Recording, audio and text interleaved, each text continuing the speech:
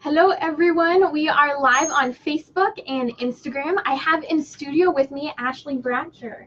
Thanks for being with us. Yes, thank you so much for having me. So she is the leading actress of Unplanned, the movie coming out March 29th. For those who have not seen it yet, get ready because we're doing a full interview behind the scenes, your journey as well in the pro-life movement. So we're really excited to have you. For those just joining us on Facebook and Instagram, you'll hear some crickets of us just smiling here as the introductory music is playing, and then we'll get right into the first segment. So we're good to go.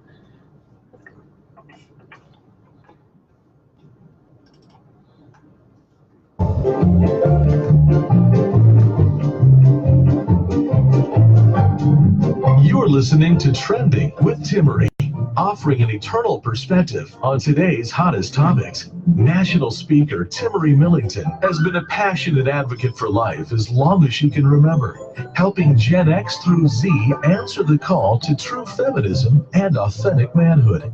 Timmerie holds a master's degree in biblical.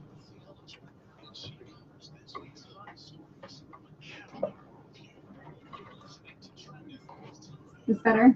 I'll move this way.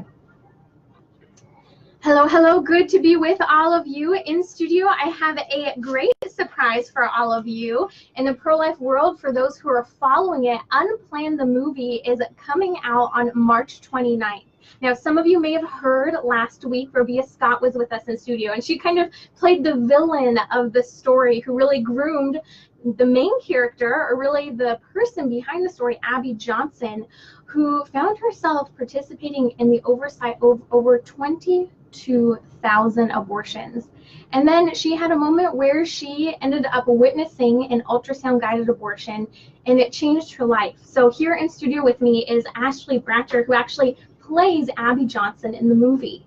So good to have you, Ashley. Yes, thank you so much for having me. Now, you have been on flights all over the country for the last couple of weeks. Just tell us a little bit about your past week and the surprises of it. Well, when I got this role, nobody warned me that this was going to happen. We couldn't have predicted that this was going to be the hot topic of conversation for our culture right now. And so the last week I've spent every single day traveling to a different state. Yesterday I was in Texas. The day before that I was in Georgia. Tomorrow I'll be in North Carolina. Then I'm going back to California. And I'm really racking up my frequent flyer miles. You'll really deserve a nice trip at the end of this journey. Oh yeah, that's already planned. Where are you going? We are going to the Bahamas, actually. We're going on a Jesus Freak cruise. Have you heard of that? No, what is that? It's a cruise with a lot of contemporary Christian music artists, and they'll be performing the entire cruise down to the Bahamas.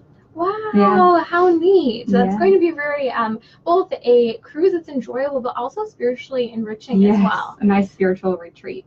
So a little later on in the show, we're actually going to be getting into the surprising story between Ashley. It's so interesting because I heard that you were playing this role, and then just a couple months ago, right around Christmas, all of a sudden the story breaks that you have your own pro-life story you didn't even know about. So for those who are just now joining us a little later in the show, she's going to be sharing her own testimony surrounding the issue of abortion, which is just incredible to hear. So don't go away. In the meantime, I have some awesome news for those who don't know.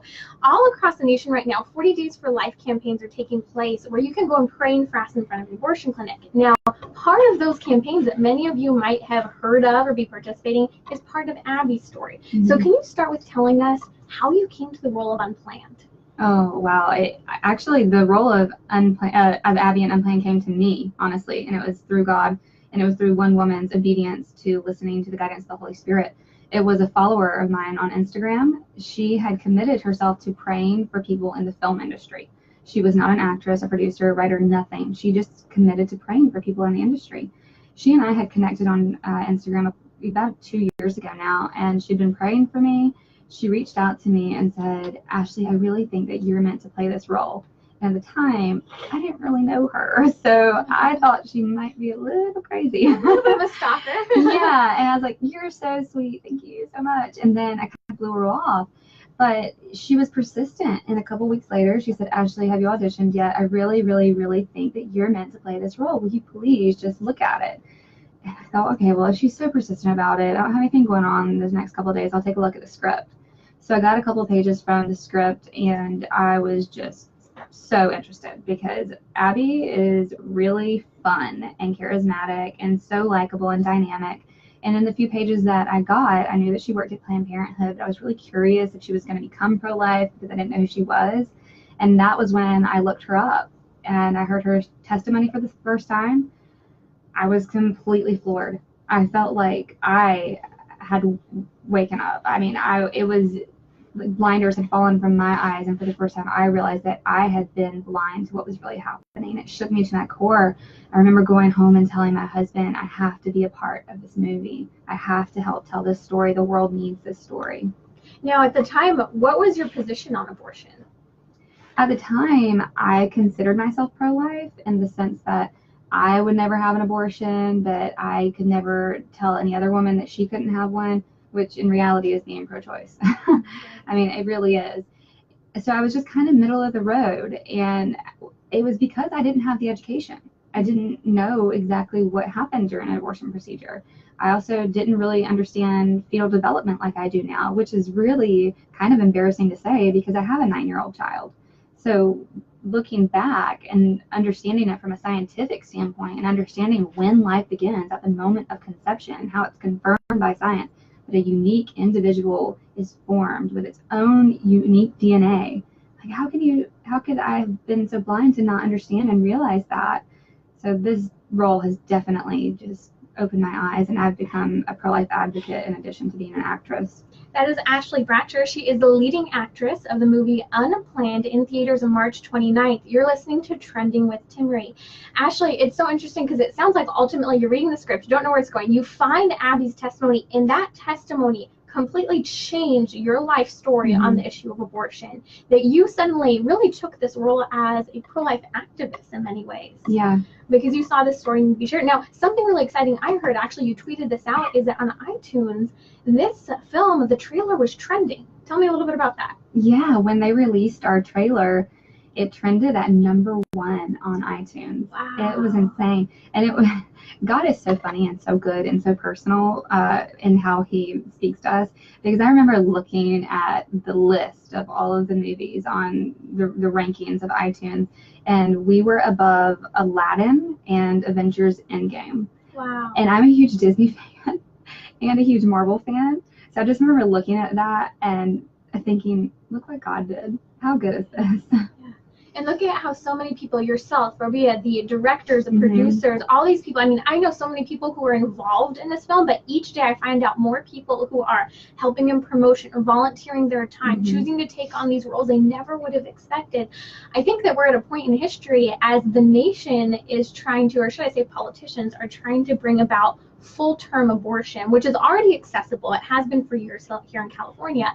But to make sure that if Roe v. Wade is overturned, there's full access to abortion no matter what per state. Here, this movie is coming in saying, no, let's reconsider your pro-abortion view.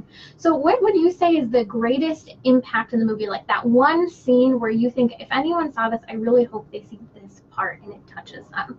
Wow, that's a question I haven't been asked before. It's a difficult one to answer too, because there's so many that I think are going to impact people in different ways. I think that probably the ultrasound guided abortion, because for the very first time, we have a face for the victim. This is something that is done behind closed doors. Women who get abortions, they're not being shown an ultrasound of their child as it's being taken away from them. And you see that on the screen. The closest thing to Unplanned is The Silent Scream, which was a movie that was out a very long time ago. But with medical advances and being able to use an ultrasound machine to see exactly what's happening, a 13-week-old child, at any point, a woman can have an abortion for any reason and terminate the life of a 13-week-old child. And that's what we show, is that termination on the ultrasound-guided abortion machine. And it's not gory, yet it is, because you're looking at a simple ultrasound image, black and white, Just black and white. You're seeing the baby react, and this is why Abby, she didn't normally participate in the room, the operating room. Yeah, no, she wasn't. She would maybe oversee things every now and again if something was going wrong, but she had to come in and hold the instrument that allowed for the ultrasound to take place. I remember reading in her book 10 years ago now how her hand was in pain as she was watching what was happening on that screen, and it changed the whole course of her life from then on out. Yeah. A scene in the movie that I would love to hear your feedback, and I asked Robia last week, what was it like for you, the scene in the movie where Robia plays Cheryl, right, the lady who's grooming you to take over Planned Parenthood, when she brings you into the POC room, which is the product of conception room, known as, Pieces of Children? Pieces of Children is what they joked and called it. Yeah, she came to kind of test you, see if you're ready. What was filming that scene like? It was one of the more difficult scenes for me to get into character for, because I had a really hard time looking at that baby.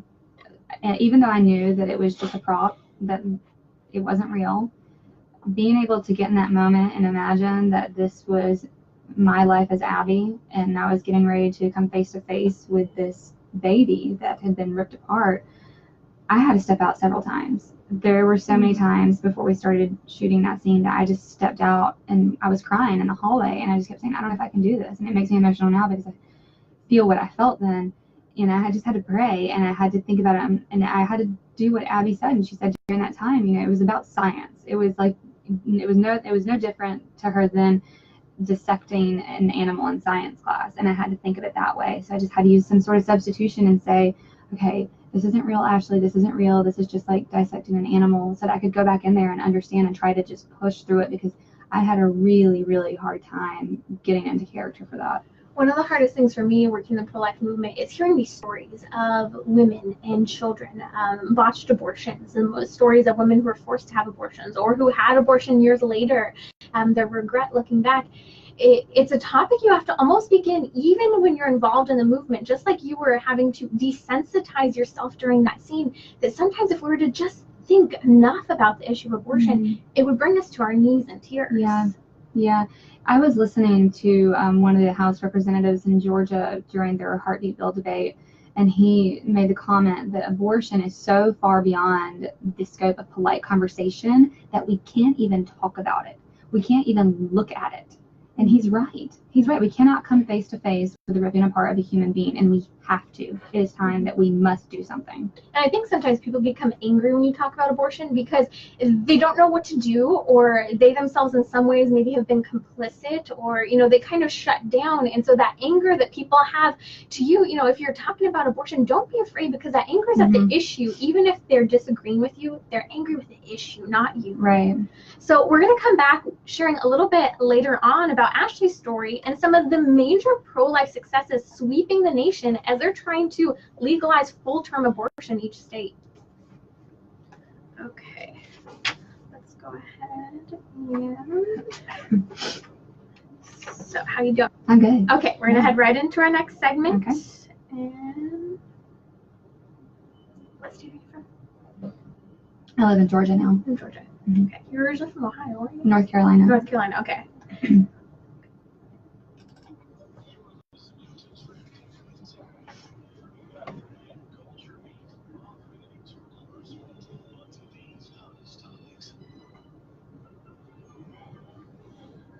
Timmerie here a little later on in the show. Ashley Bratcher is going to be sharing her own personal pro-life testimony and very close encounter with the issue of abortion. So don't come away. She is the actress of Unplanned, the film. You can find it at unplannedfilm.com. It comes out March 29th, and we need to get out there and support it opening weekend. So Ashley, tell me a little bit about your acting career and some of the different projects you've been involved in. Well, I gave my career to the Lord in 2012, and honestly, that's when I started working. I was interested in acting in high school. I did drama club, high school theater, things like that. But when I graduated high school, I didn't really feel like it was a viable option because I grew up in rural North Carolina. There wasn't really a lot going on there. So I went to college, and I got a degree in graphic design. And in my senior year of college, I went to the North Carolina State Fair. And at the North Carolina State Fair, there was this big booth, and it said, "Do you want to be an actor?" And I thought, why not? And so I went in, and I auditioned for this little local commercial. I ended up booking it, got signed with an agency out of North Carolina that took me to New York. I went up to New York, got multiple offers to sign with managers and agents there. I moved up to New York after I graduated. I worked a little bit, and I was very young, naive, not ready for the city. New York is a really tough place to live when you grew up in the South and you're young and not ready for it. So I only spent about 6 months there before I came back home, and just was really struggling and kind of floundering to find my purpose. And I just kept calling out to God and saying, why am I here, God? I don't get it. If you gave me this gift, what am I doing with it? And my life got a little bit complicated in the process. I ended up having my own unplanned pregnancy with my high school sweetheart. We ended up getting married, and we kind of just tried to make things work. We moved back to our hometown. I was teaching middle school art. We were just kind of going through the motions to get on our feet.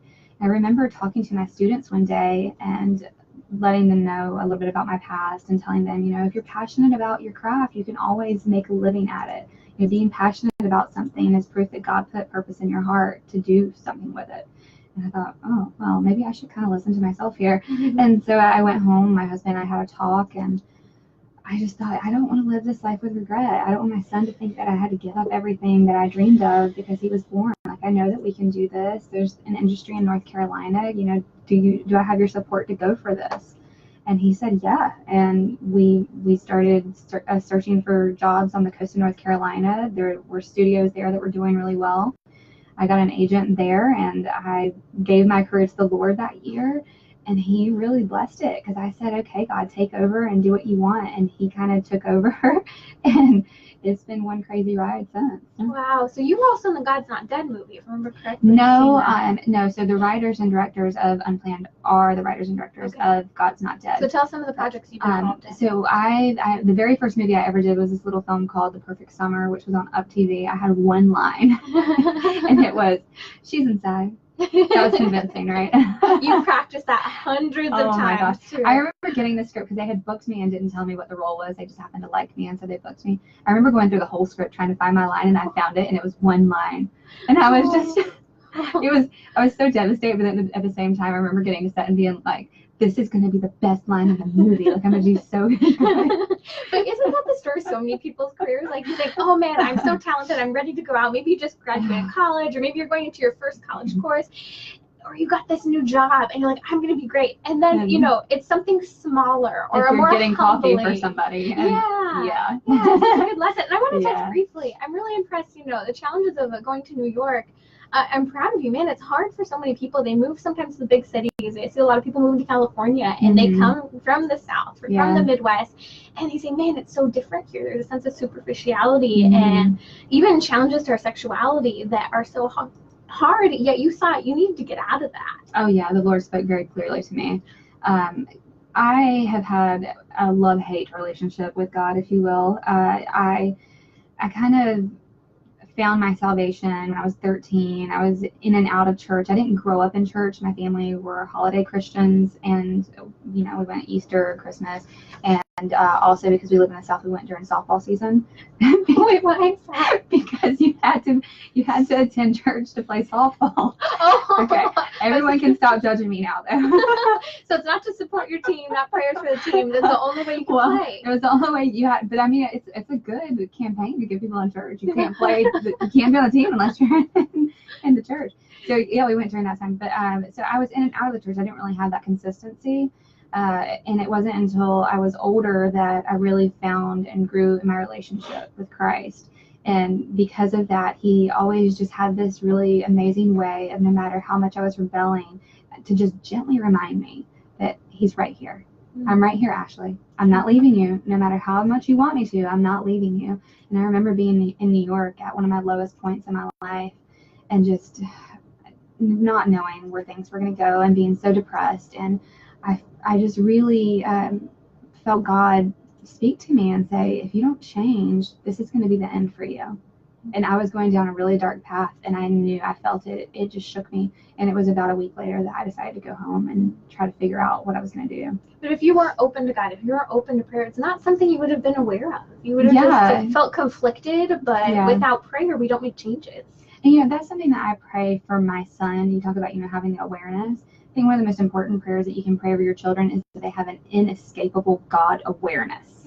Because then no matter where they go or what they do, they know God's right there. And it's like, it's always going to be right there in the back of their mind that God's not going to leave their side. So just like what I was going through and how I was rebelling, I knew God was, I'd be so mad. I remember, but you can be mad at God. He can take it. I remember being so mad at God, but he's just like, I can take it. I'm right here. He's a good father.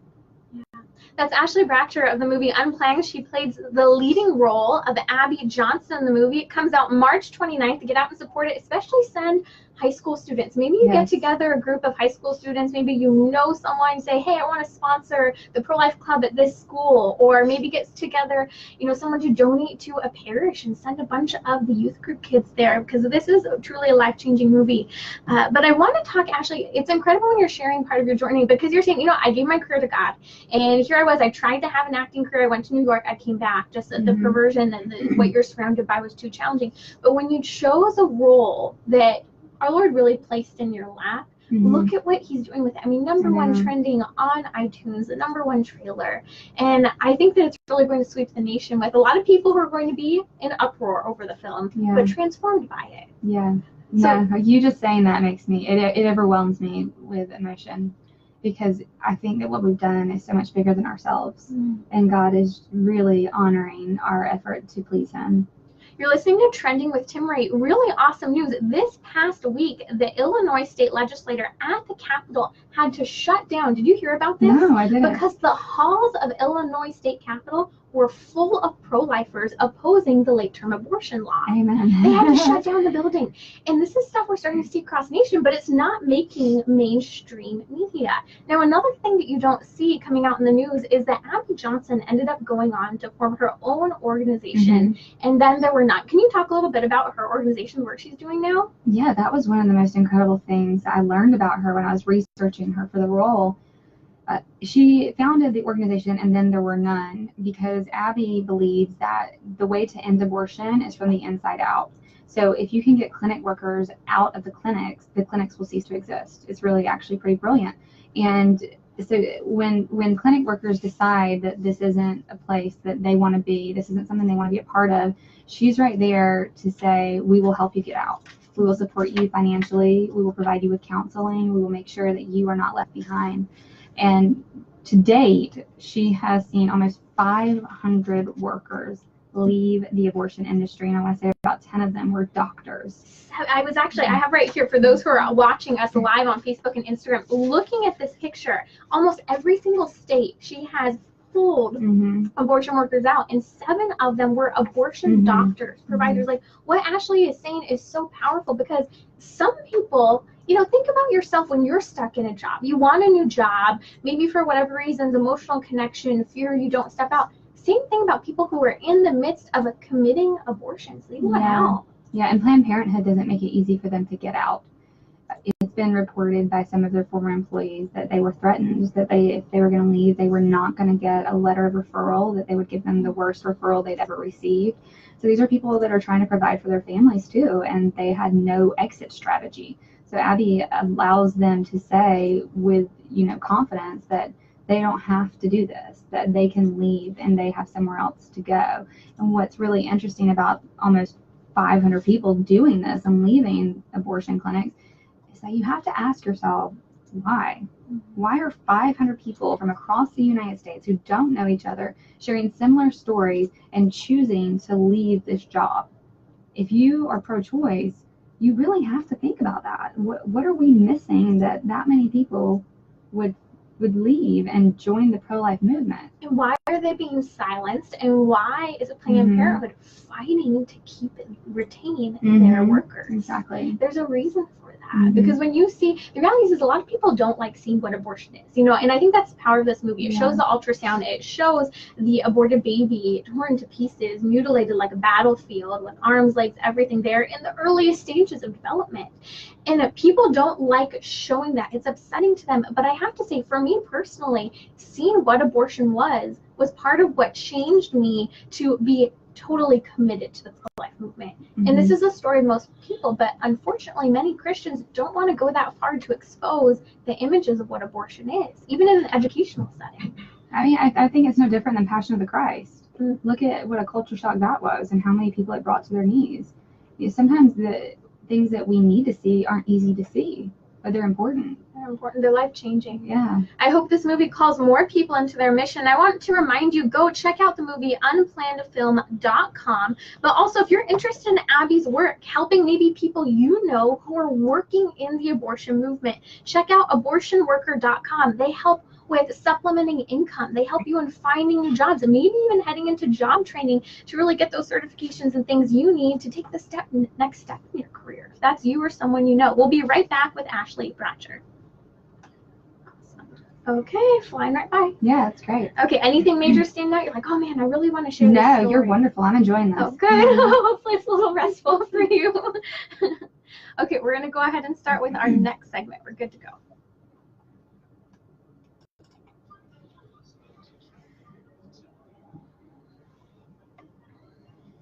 In studio with me, I have Ashley Bratcher, who's the leading actress of the movie Unplanned, playing the role of Abby Johnson. Now, this is a role that you cannot act in and not be transformed. So coming up in the show, we're going to talk about not only, she's already shared that her pro-life views have changed, they're more in-depth, but what's next? That'll be coming up. But right now, I want to hear your story.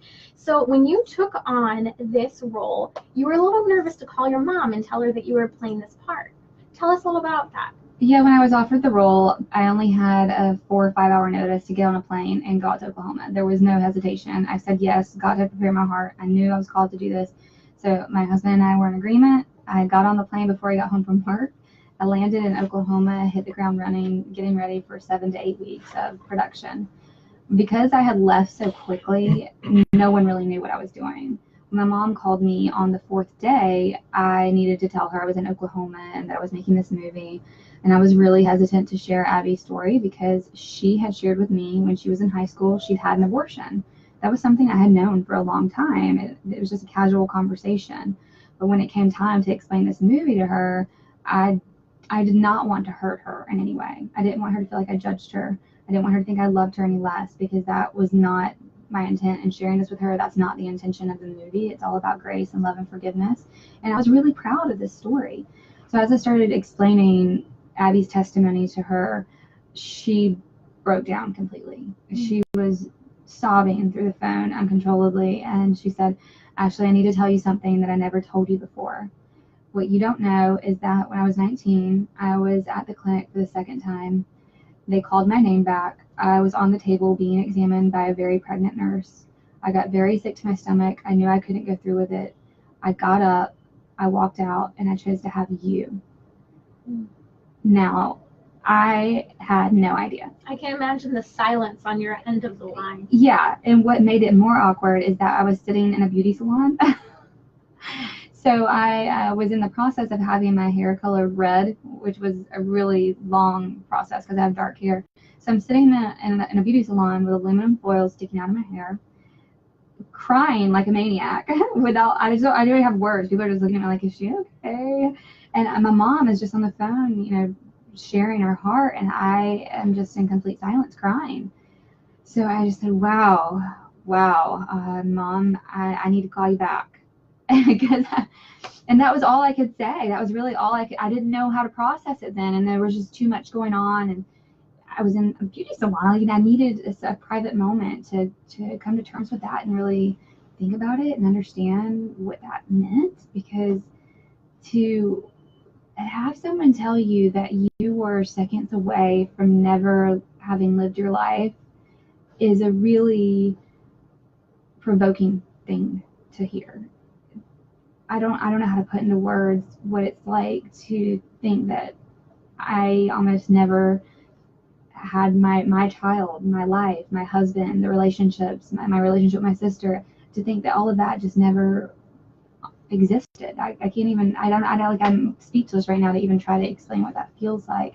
But at the same time, I'm so grateful that my mom told me that, because in her sharing that with me, it gave me confidence to know that God really had brought my story full circle, that he had crafted my story so beautifully to line up with Abby's, to be prepared and to be here telling her story for such a time as this. It's like you're our Lord's chosen little one who he had his hands over. He had a plan for you. You know, we read from Jeremiah, where before I formed you in the womb, I knew you. I had a plan for you.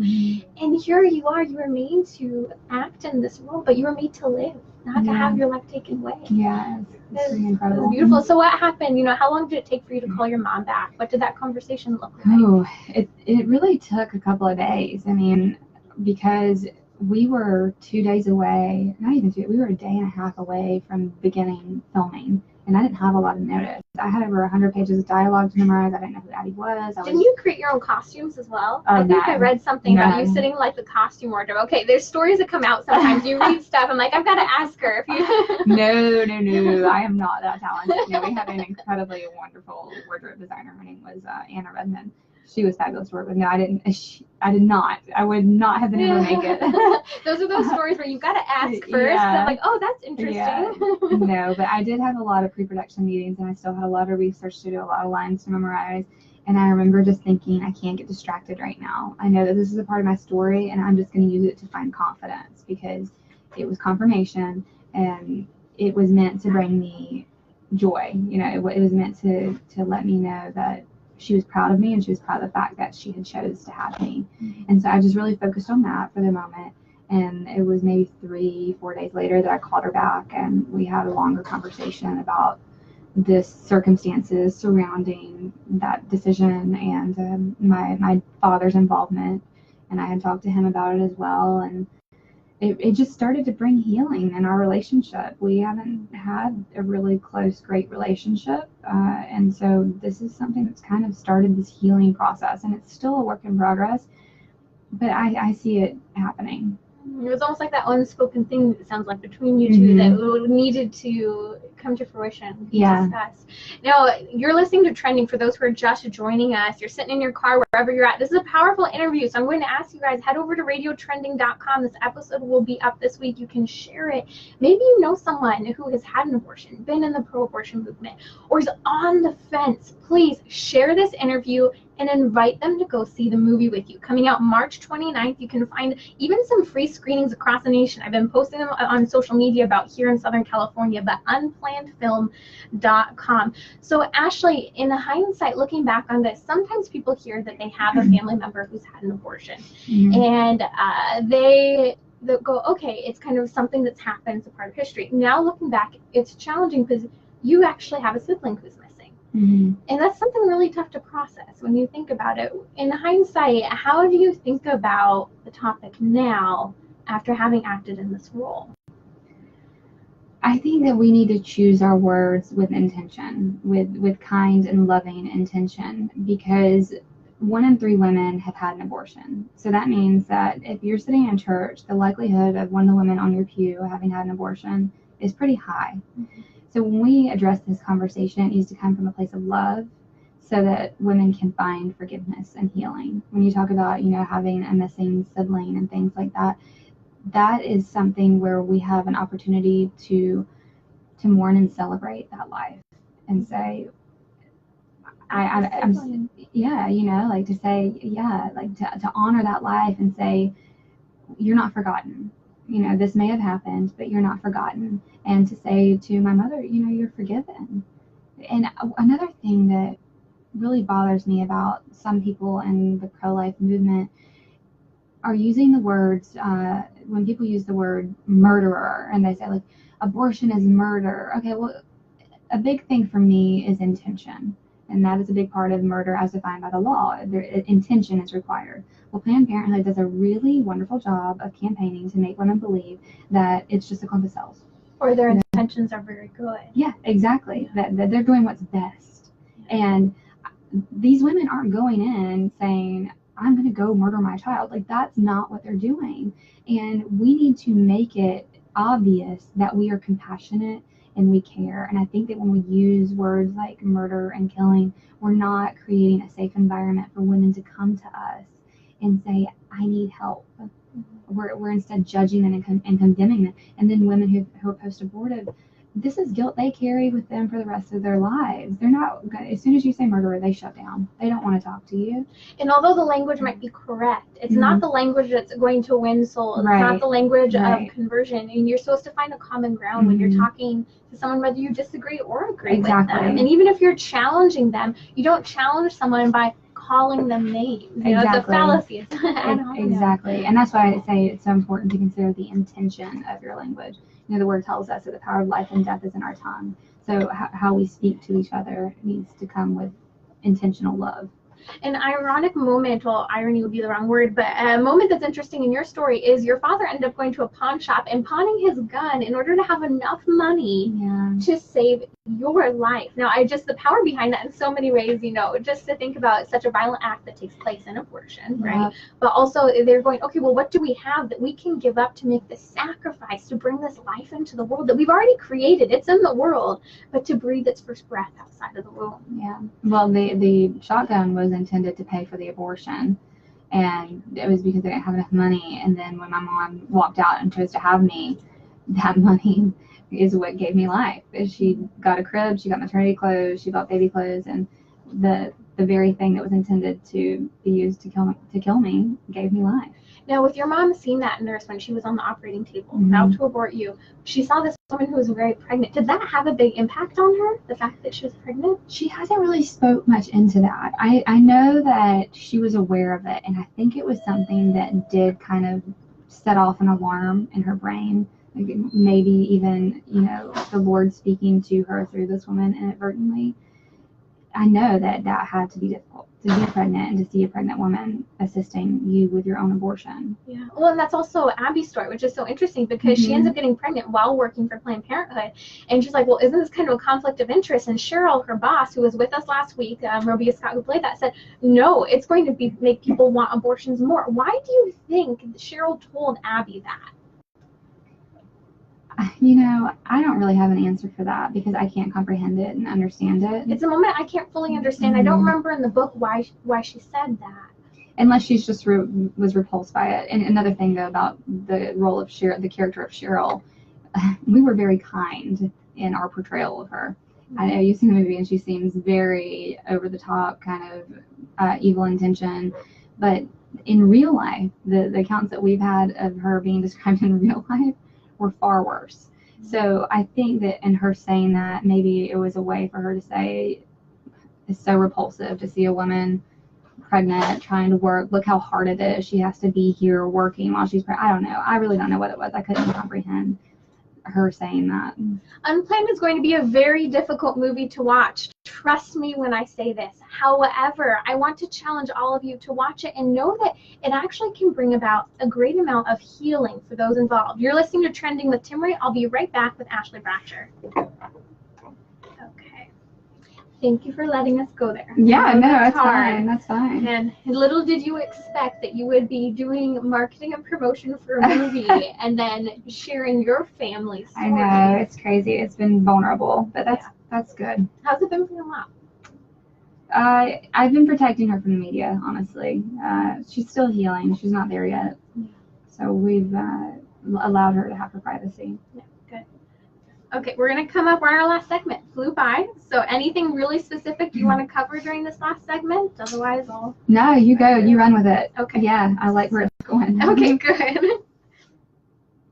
Okay, we are good to go.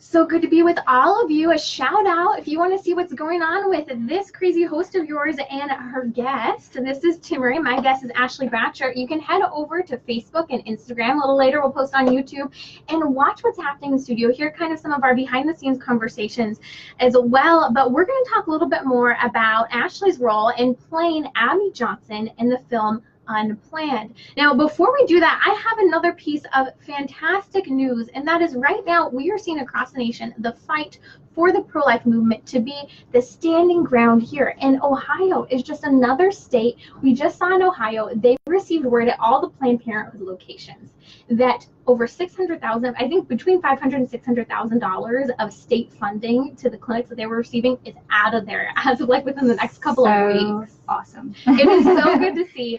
And Yeah. this movie, Unplanned, is going to fire people up to continue to advocate for these pro-life laws. I agree. And I think that even in the state of Ohio, it's been like a 3-year fight over whether or not the funding would be taken away from Planned Parenthood. So it's a reminder to persevere.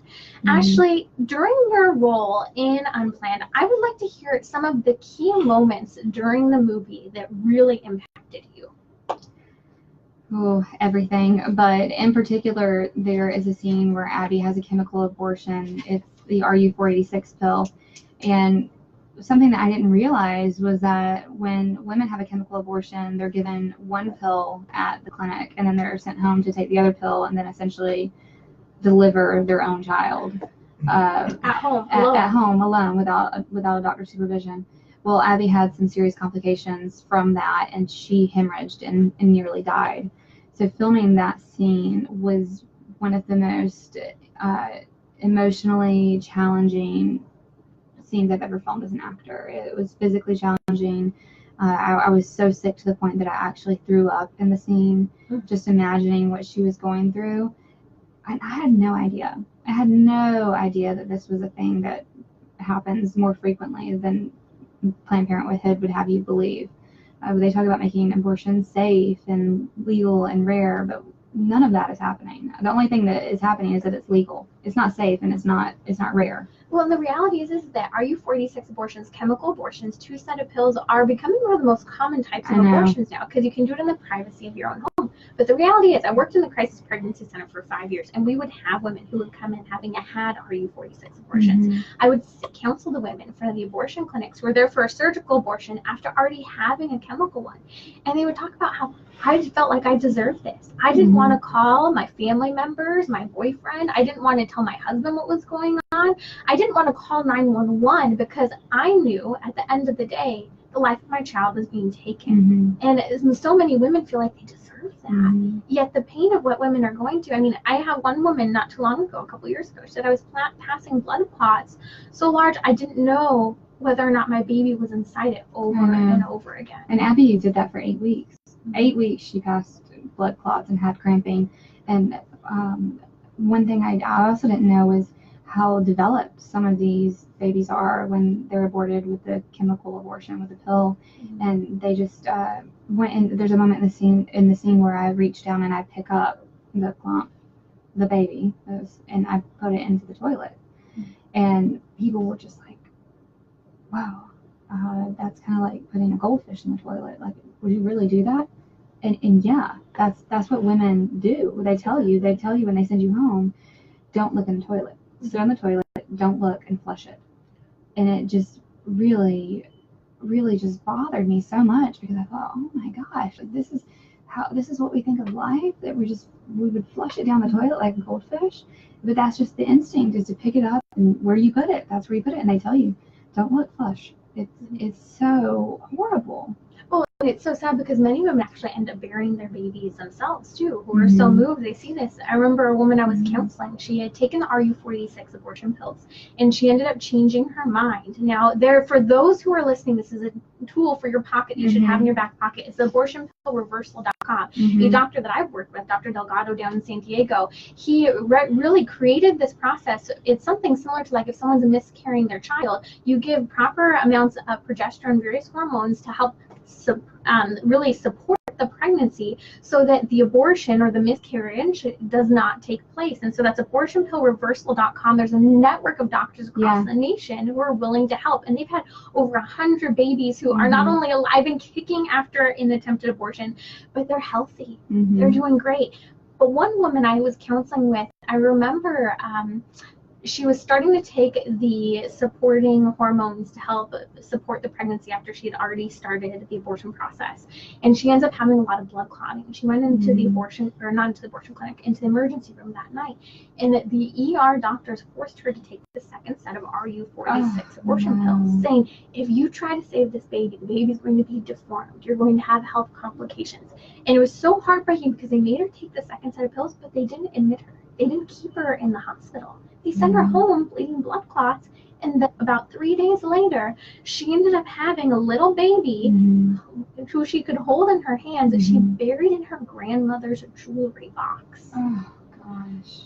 These are the real stories. And they're not being told. They're not being told. They're being silenced. Yeah, and I mean the power of Unplanned that it shows. I mean, even that waiting room, was a really tough scene for me when you're sitting in the waiting room during the movie after having had the abortion in the movie, and here are all these women tied to their seats so that they don't fall over from the complications or even just the exhaustion of the abortion. What was that scene like? That scene was actually pretty quickly shot. I don't remember thinking much of it other than the fact that I was really tired and it played into the scene, because I can imagine what was described to me was that these women were just it felt like they had been drugged, like they were waking up from a hangover or some sort of drug-induced sleep, and they're just kind of either crying or moaning. Some of them were in pain, had pressure in their abdomen still, and it's just kind of like this weird place of trying to recover. What about the scene during the movie where Abby's character, right? Abby is working in Planned Parenthood. She's not the director yet, getting closer to being the director, and all of a sudden an abortion goes wrong. And they end up taking the woman back into the room. They end up, I believe, did they perforate her uterus? What happened? Yes, her uterus was perforated. Abby had a personal relationship with that father and daughter, and so the father had brought the girl in to have the abortion. Now, I'm going to let the audience make their own conclusion, but when I read the script and I saw that a father was bringing his daughter to have an abortion, I had a lot of concerns immediately. I felt something in my spirit that was a lot heavier than what was just on the page. So I'm going to leave that to the audience to figure out why that happened. Nevertheless, Abby did not know anything about that relationship. She was just really good friends with the daughter, and was trying to help the family out. And so she felt a personal responsibility when this girl started bleeding and hemorrhaging. Her uterus had been perforated and she had to be rushed back in. And she was nearly dead. She was on the verge of death, and Abby was just heartbroken, screaming. And she says she's going to call an ambulance. And Cheryl says, no, we don't call an ambulance, because 911 calls are recorded. And if an ambulance shows up here, the protesters outside are going to have pictures of it. So it was more important for Planned Parenthood to conceal this than to protect the life of the woman whose life was in danger. And they have a protocol when the abortions go wrong of an emergency backup plan. But here's part of the problem. States across the nation are actually shutting down pro-life laws, or even, you could even say pro-woman laws. They're trying to make sure that abortion clinic doctors have admitting privileges to hospitals within a 30-mile radius, because a lot of them don't have a backup plan where, hey, this goes wrong, we take you to this hospital and we have a clear protocol that's ready to go. They don't have that. And yet the judiciary system is shouting down these laws so that abortion clinics are staying open that aren't even meeting basic medical health standards. I don't understand how women can be shouting for choice and reproductive rights and looking that in the face and thinking that that's women's health. That's not healthcare. It sounds like you learned so much about the issue of abortion I'd say so. during this movie, and I imagine continuing to. What is this compelling you to do in the pro-life movement from here? To do more. I think that once you have the knowledge, you have a responsibility to share. You have a responsibility to educate. And as an artist with a platform now, I have a social responsibility to make sure that what I'm saying is accurate. So I want to make sure that I'm educating myself and that I'm speaking the truth, and that when people look to me and they say, how could you do this movie? I can say, well, here's exactly why I did this movie. I'm proud to do this movie, and here's why. Here's what I believe, and I'm going to continue to speak for it. This has become a part of me now, like it or not. Thanks, Abby Johnson. But that's what she does. She's a fire starter. She's really good at activating people and convicting their hearts and changing minds. She was a very loud pro-choice feminist, and she made a 180. That's courageous. Anytime someone can stand up in front of people and say, I was wrong, man, that takes guts. I admire her. I'm just blown away every time she speaks. And I'm proud to be standing here telling her story, and I hope to continue to spread the word for the rest of my life. And I ask people to pray for Abby. It must be incredibly joyful to see the truth coming out, but incredibly painful to relive what you lived. And I know that she's already written her book and she shared her testimony, but this is a step further in exposing, her own deepest, darkest sins. How vulnerable, right? How vulnerable. And it's such a huge sacrifice for her and her family to make, to say, this is the ugliest part of my life. Let it be shared for God's glory.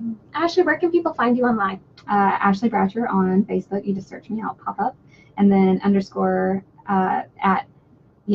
Ashley Bratcher. I had to think about it. @ Ashley Bratcher on all other social media. Excellent. I'll be sure to tag you as well while you're in studio here. It's been wonderful to have you. If you enjoyed the show, please let me know at radiotrending.com. Head over there, pick the episode, and share it with other people. I'll be speaking during some pro-life apologetics coming up at a couple events, so head over to timmerie.com for more information. And Vox Vitae this summer is happening. It is a pro-life training camp for young people to be able to face this tough issue in our culture. Okay, I'm going to go ahead and just shut down our live feeds, and then we are